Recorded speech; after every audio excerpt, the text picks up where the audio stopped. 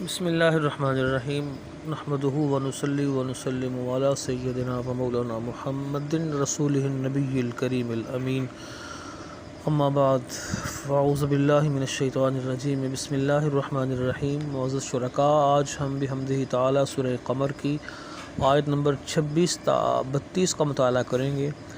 اس میں سیدنا صالح علیہ السلام کی اونٹنی کا ذکر ہے، یعنی معجزہ ناقہ، اور پھر اللہ کی طرف سے آنے والی اس نشانی یعنی معجزہ ناقہ یعنی اونٹنی کی بے حرمتی پر قوم سمود پر عذاب، سخت چنگاڑ اور خوفناک آواز کی صورت میں عذاب۔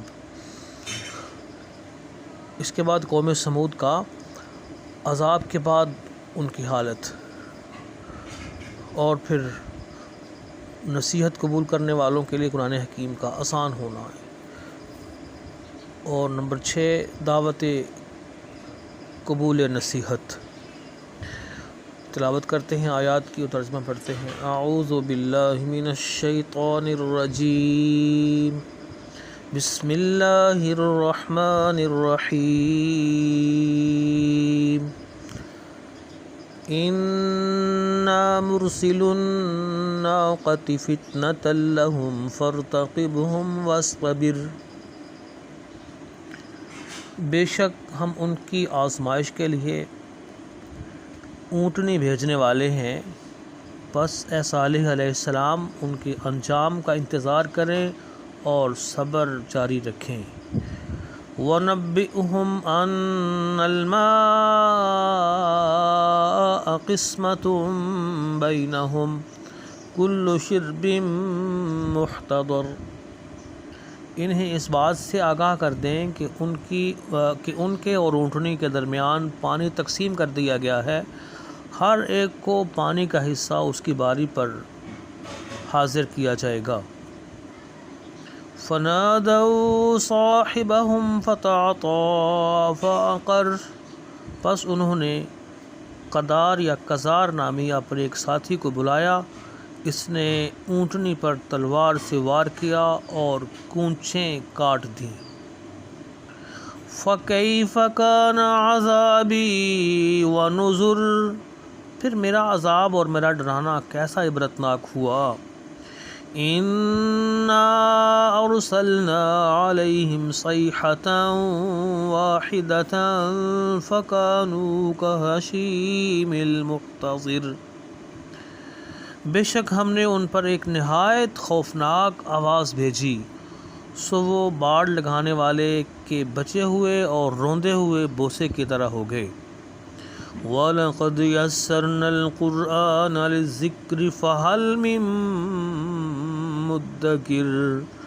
بے شک ہم نے قرآن کو نصیحت کے لیے آسان کر دیا ہے، تو کیا کوئی نصیحت حاصل کرنے والا ہے؟ معزز شرکاء، ان آیات بینات میں قوم سمود کا جو واقعہ پچھلی آیات میں بیان ہوا، اسی کے تسلسل کو آگے جاری رکھتے ہوئے ان کے مطالبے پر ایک معجزہ نمودار کیا گیا۔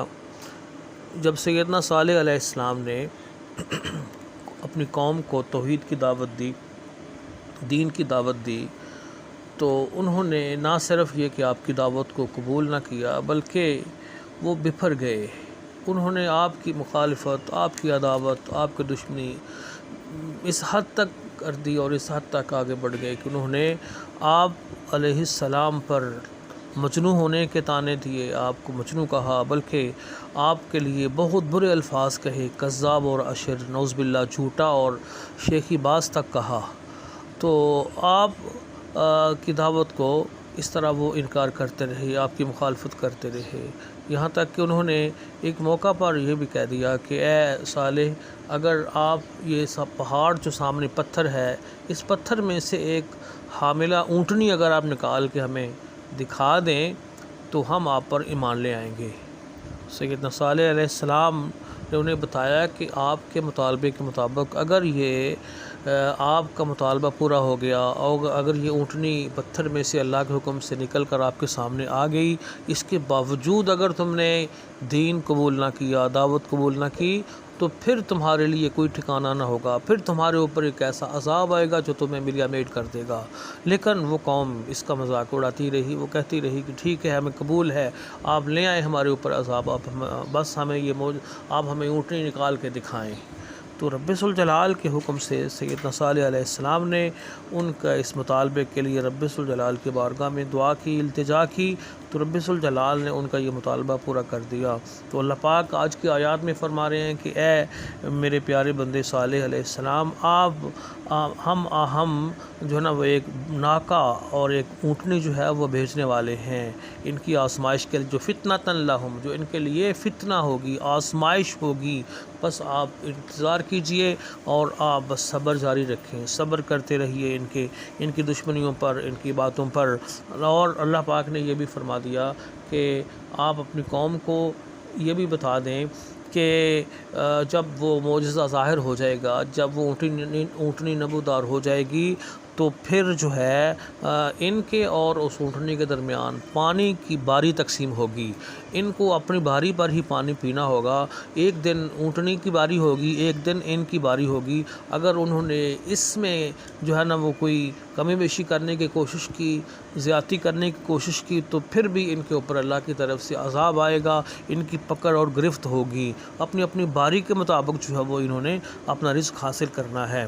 تو بہرحال جب رب ذوالجلال کے حکم سے معجزانہ طور پر اس پتھر پہاڑ میں سے ایک اونٹنی جو ہے وہ نکل کے ان کے سامنے آ گئی، تو اس پر انہوں نے ظاہر ہے نہ صرف یہ کہ دین قبول نہ کیا اپنے وعدے کے مطابق، بلکہ اس سے بھی آگے، اس سے مزید ان کی دشمنی اور بڑھ گئی۔ انہوں نے اور زیادہ استہزاء کرنا شروع کر دیا، مذاق کرنا شروع کر دیا۔ پھر انہوں نے کہا کہ اچھا چلو دیکھتے ہیں یہ جو اونٹنی جس کے بارے میں یہ کہہ رہے ہیں کہ اس کے ساتھ زیادتی نہیں کرنی، اس کو مارنا نہیں، اس کو چرنے سے نہیں روکنا، یہ کر کے دیکھتے ہیں بھلا کیا ہوتا ہے۔ تو پھر بھی ابھی تک ان کو ہوش نہیں آ رہی تھی۔ یہ سارے چیزیں دیکھ کے انہوں نے اس اونٹنی کو تکلیف پہنچائی، اذیت دی۔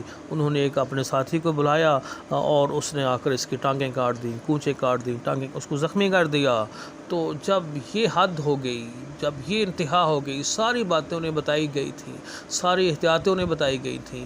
یہ بھی رب ذوالجلال کا کرم، اس کی رحمت ہے کہ اس نے اپنے بندے صالح علیہ السلام کی مخالفت کرنے والوں کو بھی آگاہ کر دیا تھا۔ یہ رب ذوالجلال کا نظام ہے۔ رب ذوالجلال کسی پر جب عذاب بھیجتا ہے تو بلا وجہ اور بغیر بتائے نہیں بھیجتا، ساری حجتیں مکمل ہوتی ہیں، اتمام حجت مکمل ہو جاتا ہے، اور اتمام حجت مکمل ہونے پر کسی قوم کو رب ذوالجلال اپنی گرفت میں لیتا ہے۔ تو رب ذوالجلال نے انہیں ساری باتیں احتیاطی بتا بھی دی تھیں، لیکن اس کے باوجود وہ اپنی اسی خرمستی میں پڑے رہے۔ تو انہوں نے اس کے باوجود اس اونٹنی کی بے حرمتی کی، اس کی کونچیں کاٹ دیں۔ پھر رب ذوالجلال کے عذاب کا کوڑا ان پہ برسا۔ اللہ پاک نے پھر پوچھا کہ بتائیں پھر ان پر جو میرا ڈرانا اور میرا عذاب ہے وہ کیسا عبرتناک رہا۔ رب ذوالجلال نے پھر آگے اپنے عذاب کا ذکر بھی کیا کہ ان کے اوپر کیسا عذاب آیا۔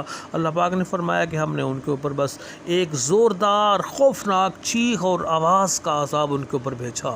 جو ہی وہ خوفناک چنگاڑ جو ہے نا وہ بھیجی گئی اور آواز ان کے اوپر جو ہے نا وہ بھیجی گئی، تو پھر وہ اس زوردار خوفناک آواز کی وجہ سے وہ ایسے بھسم ہو گئے، ایسے بے ہوش ہو گئے، ایسے ہو کے رہ گئے جیسے روندا ہوا بھوسا ہوتا ہے، جیسے کوئی باڑ لگانے والا باڑ لگاتا ہے اور وہ باڑ جب تباہ ہو جاتی ہے، اس باڑ کا بچا ہوا جو بھوسا ہوتا ہے بے جان بے حس قسم کا، وہ اس طرح ان کی کیفیت ہو گئی۔ اللہ پاک نے فرمایا کہ دیکھیں ان کے غرور کو کیسے، ان کے تکبر کو، ان کی سرکشی کو، ان کی جو مستیاں تھیں ان کو کیسے ملیا میٹ کر کے رکھ دیا، ان کو ایسے بے حیثیت کھائے ہوئے روندے ہوئے بھوسے کی مانند کر دیا جو بالکل ملیا میٹ سا ہوتا ہے، بے جان بے حصہ ہوتا ہے۔ اللہ پاک کی گرفت، اللہ تعالیٰ کی جو پکڑ ہے وہ بڑی سخت ہے۔ اللہ پاک نے یہ ساری اپنی شان قدرتیں بیان کر کے عبرت دلائی ہے،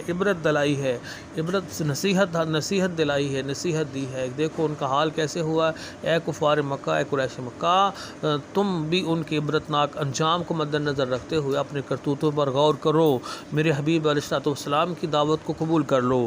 اللہ پاک نے یہ ساری چیزیں، سارے واقعات بیان کر کے بار بار یہ فرمایا ہے کہ ہم نے یوں یہ ساری باتیں بتا کر نصیحت کو آسان کر دیا ہے۔ نصیحت قبول کرنے والوں کے لیے ہم نے قرآن کو، قرآن کے پیغام کو ہم نے آسان کر دیا ہے۔ پھر رب ذوالجلال نے بڑے پیارے انداز میں دعوت نصیحت دی ہے، دعوت قبول نصیحت دی ہے، اس انداز سے کہ فہل میں مدکر ہے کوئی نصیحت قبول کرنے والا۔ یہ رب ذوالجلال کی پکار، رب ذوالجلال کی یہ رس کھولتی ہوئی آواز پوری انسانیت کے لیے روز ازل سے جاری ہے، قیامت تک جاری ہے، قیامت تک یہ پیغام، قیامت تک یہ دعوت، قیامت تک یہ رب ذوالجلال کا فرمان جو ہے وہ مسلسل جاری ہے، مسلسل جاری ہے۔ فہل میں مدکر، فہل میں مدکر، ہے کوئی نصیحت قبول کرنے والا، ہے کوئی نصیحت قبول کرنے والا۔ تو لہٰذا ہمیں رب ذوالجلال کی بارگاہ میں دعا کرنا ہے کہ مولا کریم ہمیں یہ نصیحت قبول کرنے والوں میں سے شامل فرمائے، اور رب ذوالجلال ہمارے دلوں کے اندر وہ صلاحیت عطا فرمائے، ہمارے قلب و روح کے اندر رب ذوالجلال وہ طلب و تڑب عطا فرمائے کہ ہم اپنے مالک کے اس فرمان پر ہر وقت ہم لبیک کہتے رہے، ہم ہر وقت اس کی بارگاہ میں سرنگوں رہیں۔ ہاں مولا، ہم ہدایت قبول کرنا چاہتے ہیں، ہمیں ہدایت عطا فرما دے، ہمارے مقدر میں ہدایت کر دے۔ اللہ کریم ہم سب پر کرم فرمائے۔ وما علیہ الا البلاغ۔